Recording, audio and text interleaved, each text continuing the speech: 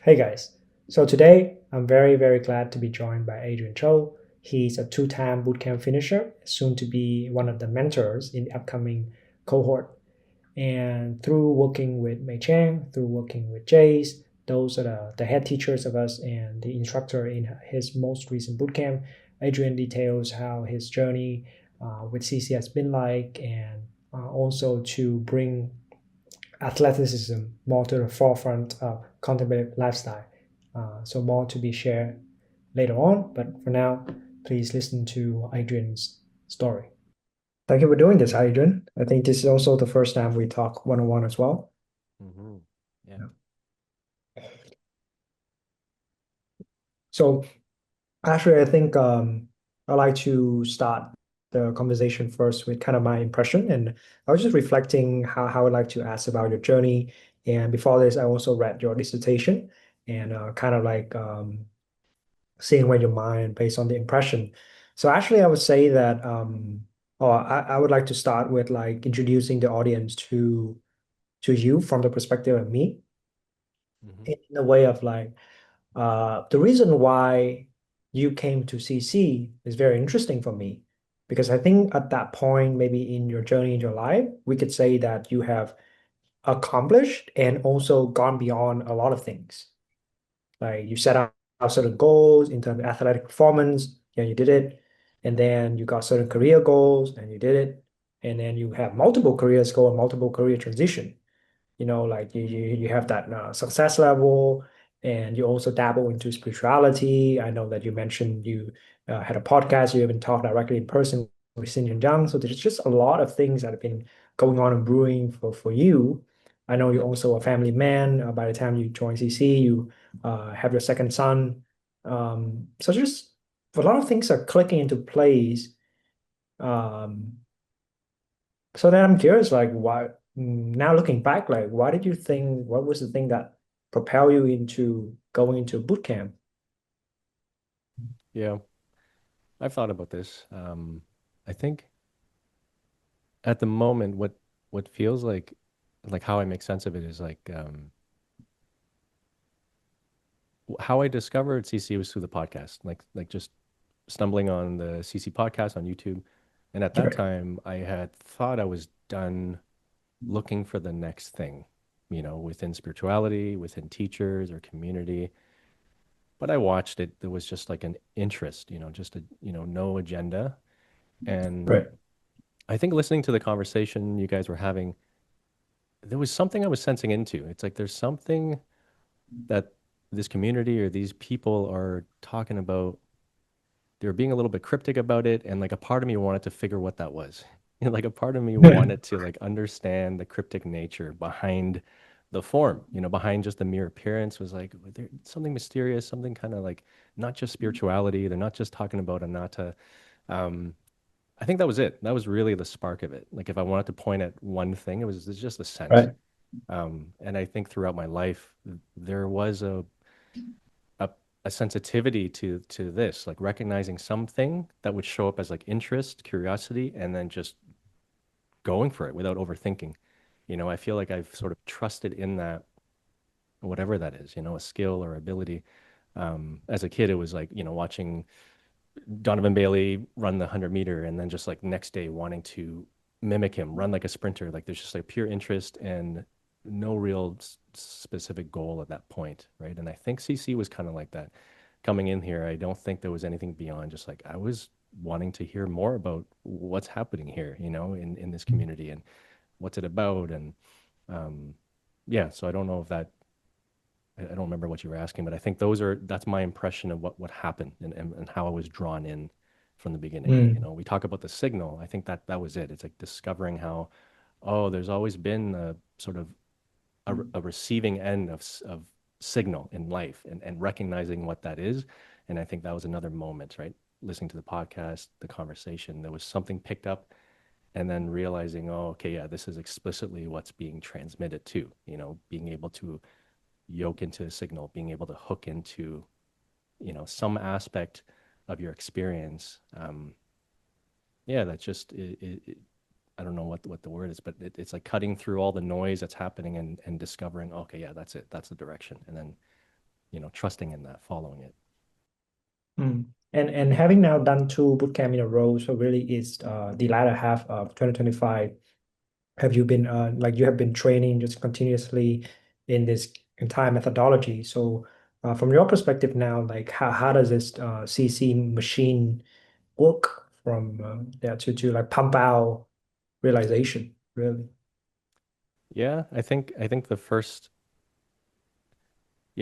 thing that's laid out is like a training, a training program. And so you're following a training program, like fitness program, and then it's centered around the training. So like what you're doing, the sits, whatever instructions are, and then um, so I feel like the beginning of a boot camp that becomes the central emphasis is like what you're doing in the sits, how are they going, and discussing that. But there's at some point there's sort of a transition to go beyond that, like not just, becoming fixated on progress of the training, but like how is it showing up in life and specifically in relationships. So to me, that's kind of the arc, right? Like doing a second boot camp. So for me, the second boot camp was also less de-emphasized the yogic training, but then seeing like the reach of that yogic fitness, how's it showing up, in the training ground of life. So my marriage, friendships, parenting, and all these different containers. And even within CC, it's like the discussion space and, it's part of the 7A cohort. So we have a smaller, more intimate group of us. And so that was the vessel of training, So yeah, the yogic side was still happening, but then there's like, I don't know, it's like a progression. It's like the next level of progression is really about the fitness of relating, and yeah, I guess we can go into some of that stuff. Yeah, but I think for context for the audience or people who don't know you, don't know the full context, is it would be necessary to inform people that, hey, Adrian, you come into the boot camp and pretty much day one, week one, you could yoke into transmission. Now you have that kind of capacity already. And I don't know if how much of that is always been the case of that kind of intuitive sense, or how was it, how much of that was like through cultivation from previous practices. But that's the context for a lot of people who join CC have some sort of a like foundational background. Doesn't have to be necessarily meditative, but it's builds on top of what we previously worked on and continue with that as Mm. well. Hmm. Yeah, yeah, I'd say that's the case. I think where that came from was probably for me, like on the path, it was a lot of when like the energetic stuff in the body started to like unfold. Like I don't think I would consider myself intuitive growing up. It wasn't like something that I thought I had a strength in, like intuition, gut, sixth sense, that kind of stuff. Very rational, kind of almost more engineering in terms of like how the mind functions. Like think about it in first principles. And um, yeah, my background was in athletics, so very much into the body and movement and athletics, but never in this sort of viewing the body as intelligent. Like it was primarily a machine that you train and you refine and you use it for some sort of output. But on the path, I guess the more active, like exploring different methods and meditation, at some point I started experiencing just call it Kundalini phenomena. Like the body was just kind of like reacting to the environment, and it was happening spontaneously. So I think that spontaneity or the experience of like, oh, now it's like I'm being led by something else was the beginning of, I think, actively tuning into the signal. Because then it would start showing up in my work. I later on got into psychotherapy work, so became a therapist.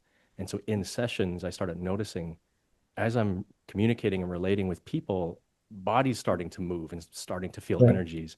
So beginning to sense into, I can perceive things that are not just mine, not my own emotion alone, but I can begin to sense into what's happening in a dyad, relationship. And so I think that Right. was the beginning to of experiencing, yeah, what it's like to synchronize minds, co-bodying, even like having multiple bodies, be able to start sharing subjective experiences, things starting to kind of cross over out of the realm of like your own subjective sphere, right? It's like, oh, Right. actually, it's more porous than that. So that was the beginnings.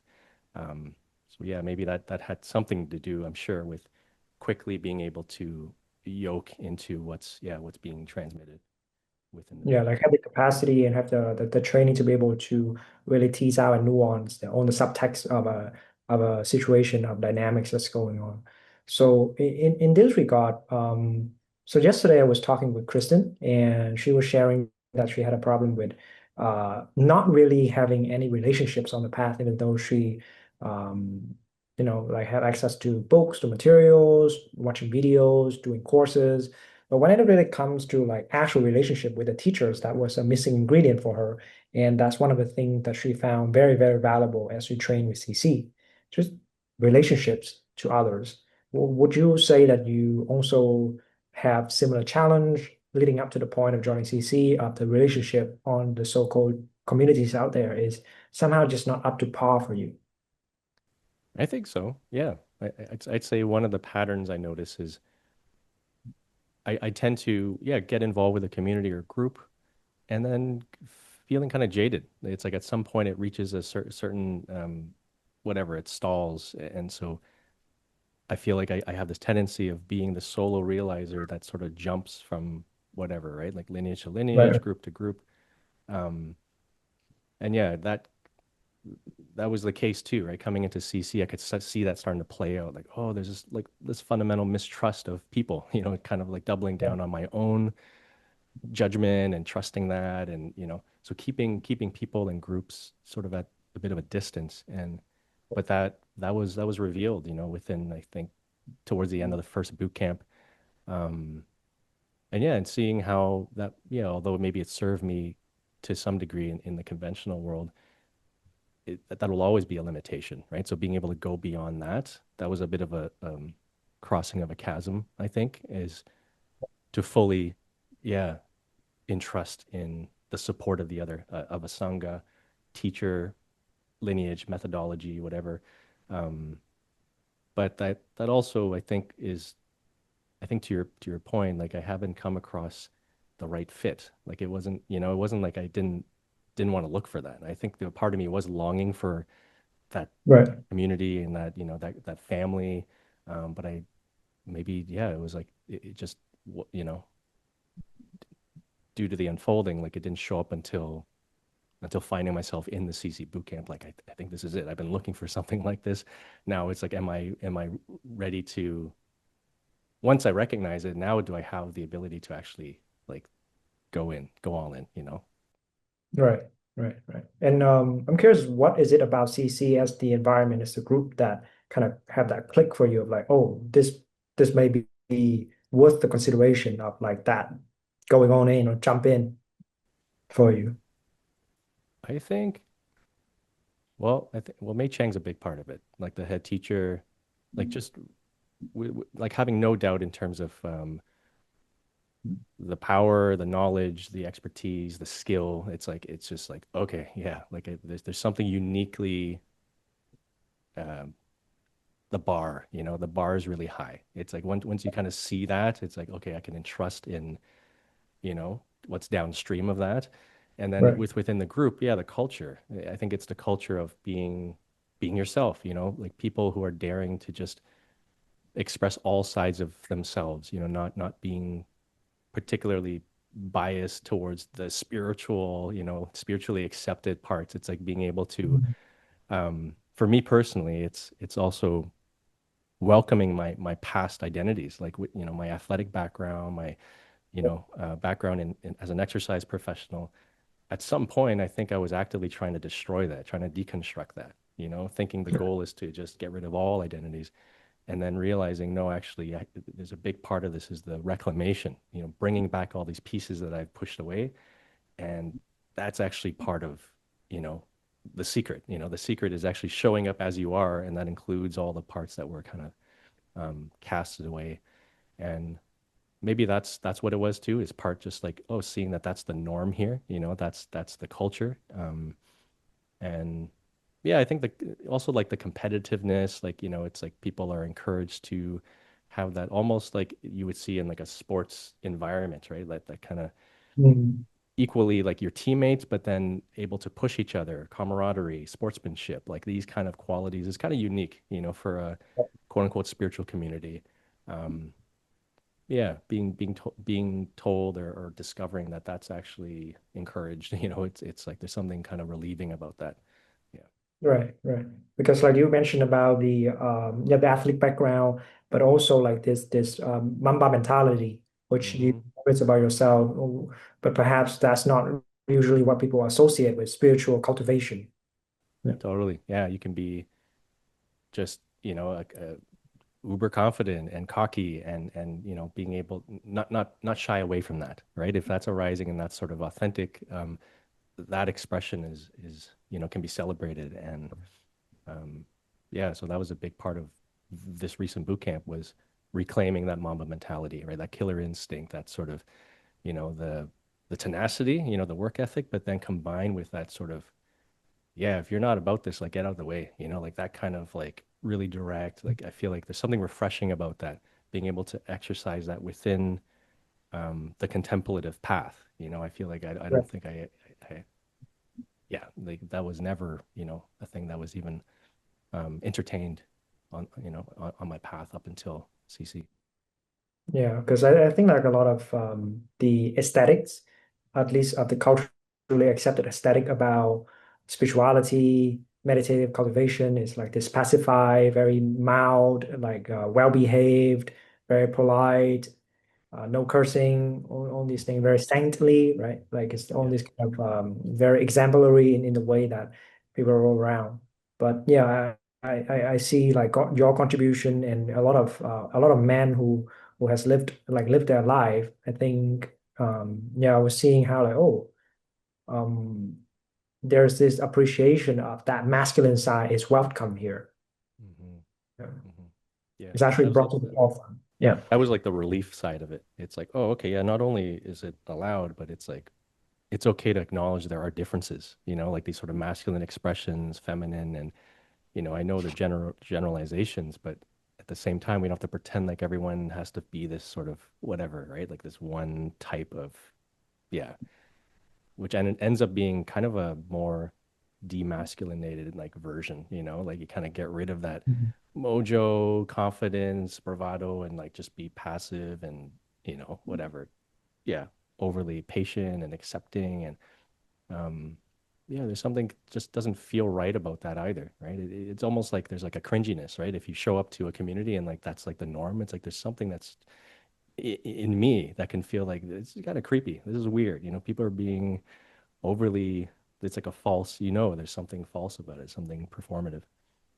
Yeah, maybe something performative, something some sort of a pretension that's going on to fit some sort of a mold and some sort of ideal, Mm. yeah, can pass down around and around.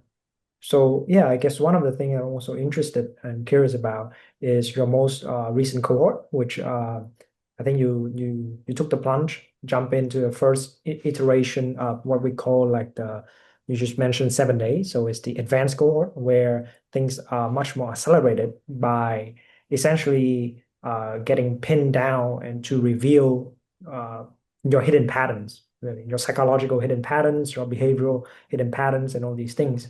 And I believe you were the first one that got surprise pinned, essentially. It's like didn't know what was going on, but like so in that way. And this is really orchestrated and run by Jace. So that's our headmistress, the one of the instructors who's leading on the mentor team. So can you share more of like your impression working with Jace, the experience in 7A, how it unfolds, and now we just finished it, and now looking back on that, like how do you feel?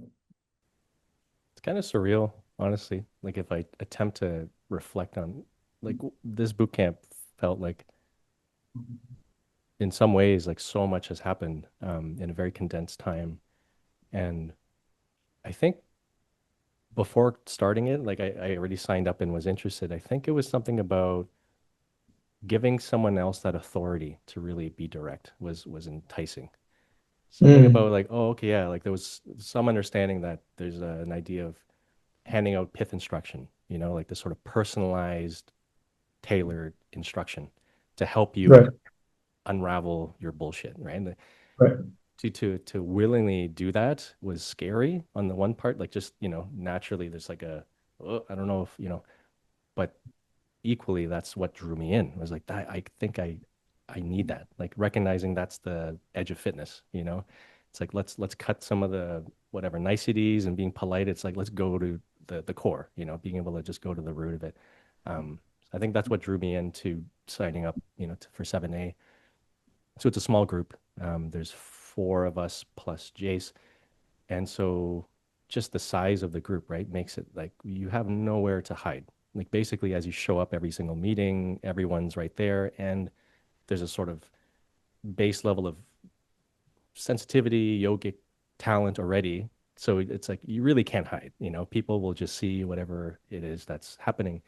Um, yeah, and it ended up being just probably my favorite part of the cohort, right? Like of all the different meetings that I was participating, it was the most enjoyable. Um, yes, like there's maybe more discomfort in the things we were doing, like being pinned, being exposed so brutally, but also it was like it was a very like we were a really tight container, you know, we truly cared Mm. about each other, right? So there is the loving side too. Um, you know, as painful as it is to like point something out, it's like you really care about the other, you know, it's like these are true, we talk about like true friendship, you know, this, what does it mean to be a true friend and not hold back, right? Not be Right. captured by some of the patterns we have of just, oh, I don't want to hurt this person, or you know, you kind of fall for being overly empathetic about what's going on. So maybe you're withholding some truth, and so we're encouraged to lean into that. Um, sometimes could be feel confrontational or aggressive, but at the end of the day, it's out of compassion, right? It's because you care about completing, you know, yourself, but then for the other person. So of course you want to deliver that. And because of the consent, everyone sort of signed up for it. So there's like a freedom to express in that way. And yeah, I'd say for myself, certainly, but seeing everybody transform over the course of the cohort was incredible, right? In this boot camp, just seeing what each person's seeming obscurations are, and then watching everybody contend with that and work with it, and sometimes just fully going beyond and like wow, like really, you know, seeing patterns being broken and lifelong Yeah. habits, yeah, and all happening within a relatively short period of time. Yeah. 12 weeks. Yeah. It's Mhm. very intense, very accelerated in that way. Yeah. Exactly. And yeah, for people in the A cohort, so the accelerated cohort, they have to complete one of the boot camp at first, and then also go through the scholastic, the philosophical training that's led by Taylor, and then they will be eligible to apply and be in your case be invited to join 7A, join the A cohort. And throughout the process of not just being pinned down, there's also ask of you, each and every one individual in that cohort to reflect and to distill your contemplation or reflection into a piece of writing we call dissertation. And we're going to have a dedicated entire session for you to share your dissertation, your thinking about it. But essentially, I know from the themes and the conversation you shared in the dissertation is actually a type of continuing your work in cultivation of the essence of masculinity, right? Mhm. The man in action in that way, and all the aspect of the psychological, the mythopoetical aspect of what it means to be masculine, what it means to be assertive in that way. And how would you say is, because I see also in your dissertation, you quoted and you have interacted with many other figures in the communities who's also on their own journey to master this. And how would you say this process of training in CC lead you also to that continuation of the man's work? Yeah, yeah, I didn't even realize that that was something that has been a through line like in my life. It was almost like at some point in this cohort, it could have been a reflection from Jace talking about me suppressing my masculinity. It was like being just direct about that feedback. Like, hey, it seems like you have a lot of masculine energy, but you tend to suppress it. Was a like surprising. I was like, oh, I didn't even really kind of view it in that lens, like masculine, feminine. But as Right. soon as it was said, it was also like I knew exactly what was being pointed at. It was like I immediately recognized it.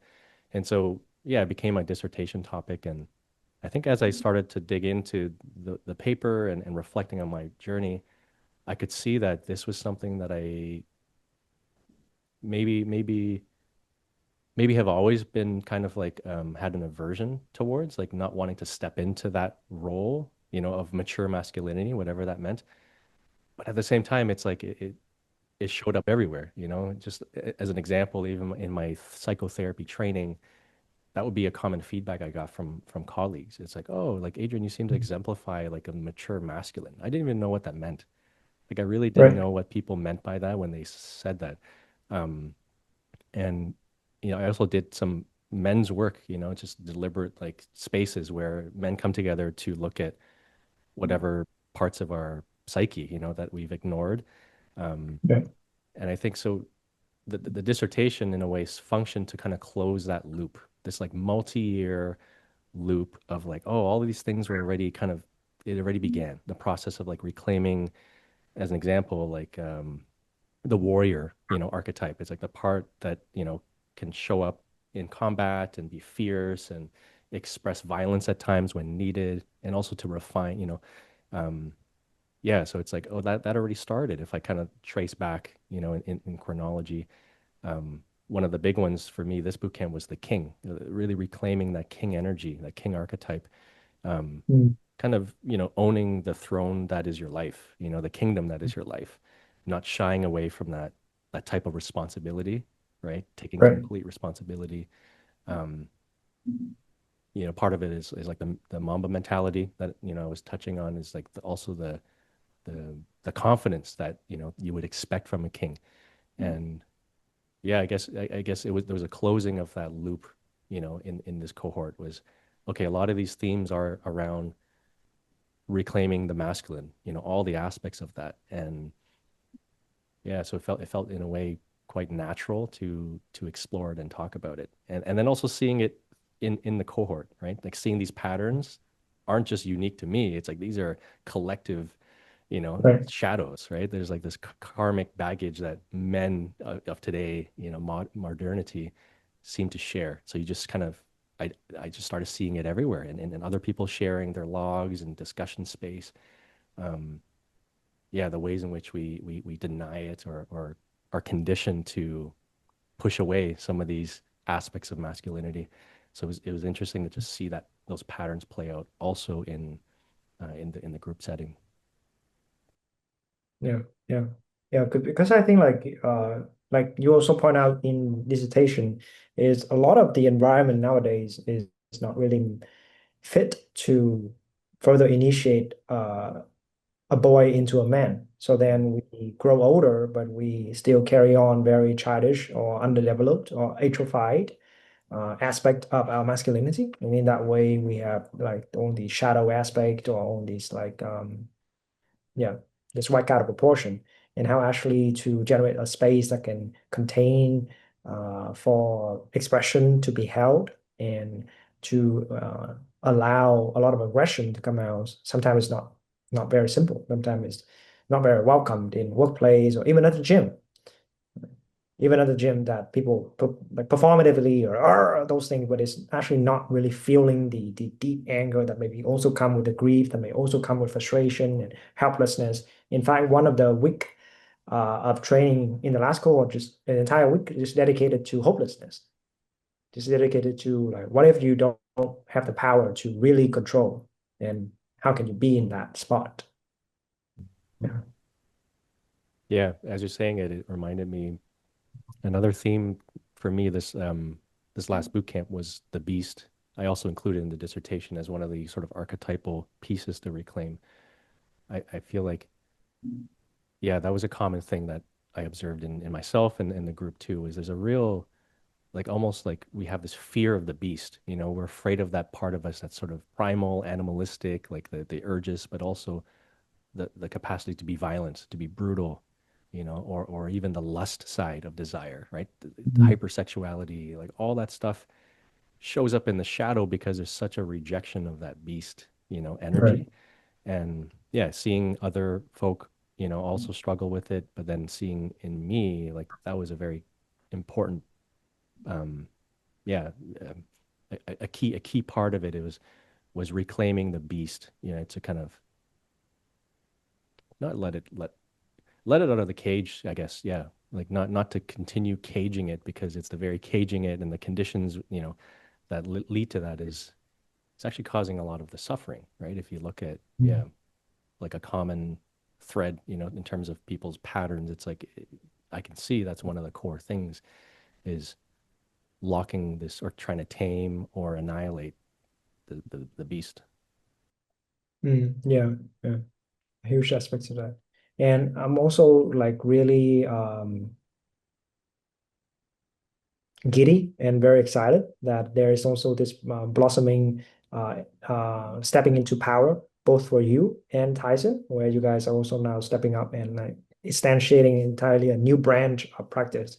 Because I think when we talk about the physical aspect of it, the training aspect, the athletic, I mean, we have the CrossFit in our name, CC in that way. But really now we have dedicated talent to represent that aspect of the training fully and just also seeing that we are building this aspect that help people to exert, help people to develop this clear sense of embodiment, somatic capacity to just be with strength, really. Mm. And I think Yeah, yeah, yesterday you shot your first episode with Tyson. that's right. Yeah, we had our first pilot episode on, I think we call it the Exertion Podcast, like within CC. And the idea there was really, it came up in a vision actually for me. Like one of the transmissions, I had this vision which was prompted by like the intention of like dreaming big. I didn't even know what I was looking for, but I was like really framing like, okay, what does that even look like in my life, in this current iteration to dream big? And what unfolded was just naturally, yeah, kind of feeling into this trajectory of, oh, okay, yeah. So my background in fitness and athletics and then all this yogic training, it's like really bridging that, like really seeing these as inseparable. Um, and yeah, there were ambitions in the past of like building out a gym, doing it professionally. And there's a sense of unfinished business. It's like I still have this energy, this motivation to build something new that's, that hasn't been done before. And so I think that's what we're trying to do. But in this case, it's to build out the invisible gym within the invisible monastery of CC, right? And what does that mean, right? So it is also being very explicit that physical training is necessary. It's like Yep. almost like not shying away from that type of communication. Like it's not just like kind of, oh, it's good to have. It's like, no, it's like it's essential. That type of exertion, right? Yeah. That type of exertion training that you would expect in whatever high performance training is actually necessary for the path for completion. Yeah.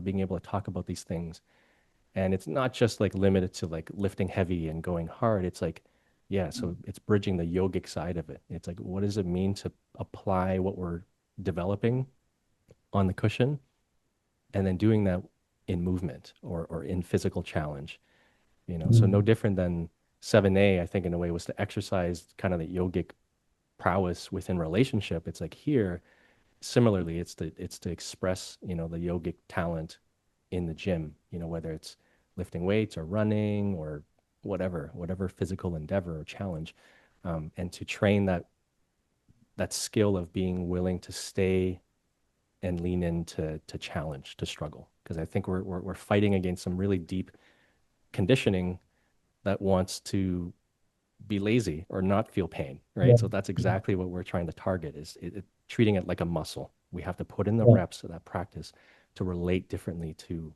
pain, whether it's physical pain or emotional pain. Yeah, I can speak from my experience in terms of working with Tyson and training up my capacity to physically exert. It's like, oh, there's just a lot of limitation in terms of this body, this frame doesn't yet know how to hold that much tension.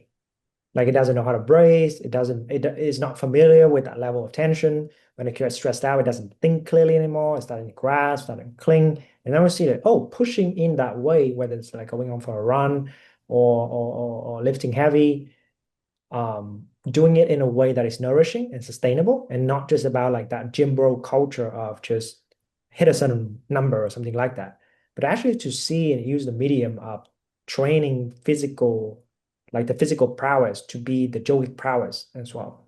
Mm, yeah. Because today in day two, we just talk about like drawing prana, drawing the energy from the breath. But I was seeing like yesterday I was running on a treadmill and I would just want to lock my eyes toward the like lock straight direct gaze and just continue to breathe because it was at the last 5 minutes of my run. And I'm starting to like, oh my God, I'm starting to wanting it to go out, I wanted to stop and all these things. It's not that tiring, but it's just, like it's looking forward to it to stop. And I was just checking the clock, like, oh, how long, how long, how long? But it's like, wait, what if I don't check the clock and I just look straight ahead and I just breathe? Mm. And I was also like writing to Tyson about this, but I started to get in such a deep absorption that I have no sense of the surrounding next to me. And it was starting to, and then fear started to arise because I don't feel my legs anymore. Because I'm like, damn, what if I trip? So that, wait a minute, this like back to the breath, back to the breath, back to the breath. And then I was starting to see that, oh, this is, in terms of my physical embodiment, this is the territory that I've never visited. Mm. And I was seeing Yeah. like there's so much more to this range. And I'm sure like you, Tyson, Frank, Taylor, we have so many people in CC that has developed such a such a vast capacity to hold your strength that I can see like, oh, those guys have serious advantage over me in terms of yogic embodiment because you just know how to handle pressure in that way. Mm. Yeah. Yeah, that's so cool. I love that. Yeah, what you're describing, I can feel into what you're describing. It's kind of like, yeah, that territory, I guess, is uncommon. And even if you have tasted it within athletics, it's like you might not even be aware that that's something that you've accessed. It's Right, right, even right. as you're Yeah. describing it, Yeah. it's like, oh yeah, this is not a, yeah, you have to kind of train to that to discover you can get to a zone or a place where forget everything you think you know about the body. It's like something else kind of Yeah. is, the rules are different. Yeah. And to have the fitness to be in it and not collapsing or bouncing out, like that's the training, right? Being able to kind of keep repeatedly go into the I'm thinking about athletes, right? It's like, it's like the clutch player. It's like, what is it about some players that can rise to the occasion when it's like they have to make that shot and under all that pressure, they actually perform better and others Right. just collapse, right? So there is something that, yeah, um, Yeah. I don't know Yeah. if The it's ability related to, to, I don't know if it's related to like, because Tyson and I were talking about it in the podcast about rapture, but there's something unique about that that quality, that when you're in that zone or in those conditions. yeah, that the ability to pull the clutch. And I know like from the way you share about your training experience, like you have a lot of visions, right? And it comes very often Mm. in your training, a lot of vision space. And I must imagine like it's almost that when you get under tension, be it like a 90 minutes training we did together, all this time, compound, compound, compound.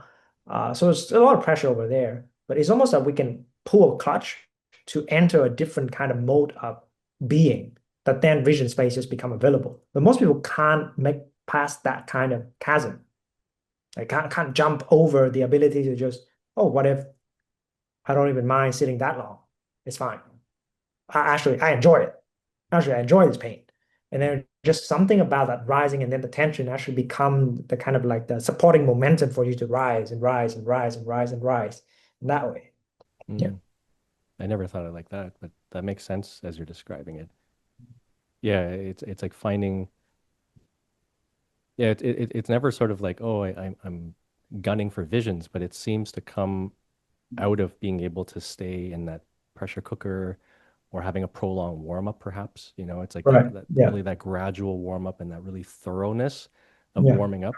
And that can translate even in physical training, right? It's like the more thorough the beginning portion of your exercise is kind of what opens the gate for whatever it is that we're describing, right? Those last few, like, whoa, you can actually get to this next gear or something. Um, Right. you Yeah. can you can set up the conditions to, I guess, increase the chances of that happening. Yeah. Yeah. All right, not to take too much of the time, but this is a fascinating conversation. Yeah, and I know that Frank also is cooking up the interview he had with you, so this all may be a part of that. And also, we look forward to also hearing your dissertation where you present on the kind of masculine journey and looking all the different aspects that we mentioned some of it today, like the beast, the king, the warrior, in all these ways, and also the more childish version of it and how we may need to nurture and accept that part. before it can mature into a more integrated whole version of it. So thank you so much, Adrian. I'll get this out, and maybe this can be the kind of podcast that gets someone also interested and curious. And there is something beyond the form that draw you in the same that draw them in the same way that it drew you in. Right on. Yeah. Thanks, Con. That's fun. All right. Okay. Take care. I'll see you later. See ya. Bye bye.